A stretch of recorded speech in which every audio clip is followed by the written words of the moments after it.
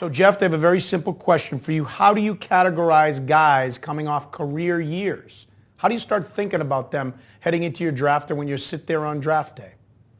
It's extremely difficult, especially if the guy hasn't done it before that 1 year. Look, there's guys that have had career years but showed some upward trend. A guy like Matt Kemp, who has hit more home runs progressively in each of his seasons in the bigs.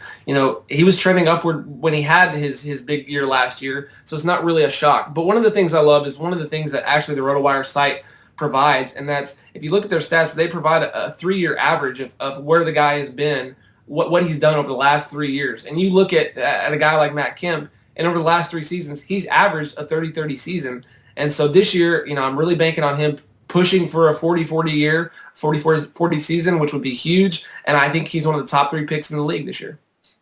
Yeah, that's interesting because Jacoby Ellsbury is sort of the same example. I mean, they're 2 elite players who probably go off the draft, if they're not kept, in the first round in most leagues because they were MVP candidates. But when you look at the 3-year average and you see how they were trending, it's really not that big a surprise. And it sort of gives you something to base it on to think about whether they can repeat it or not, right?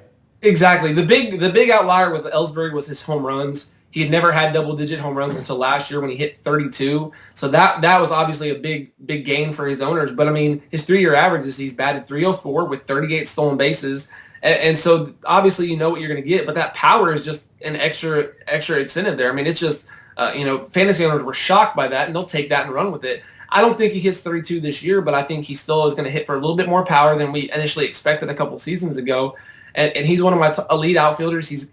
They kind of flirted with the idea of maybe him batting 2, but I think Bobby Valentine's just trying some things out. Still think he leads off for the Red Sox. And with that lineup, he's going to score runs. He's going to get on base. He's going to have some stolen bases. And again, if he's still going to be great even if he hits 10 less home runs.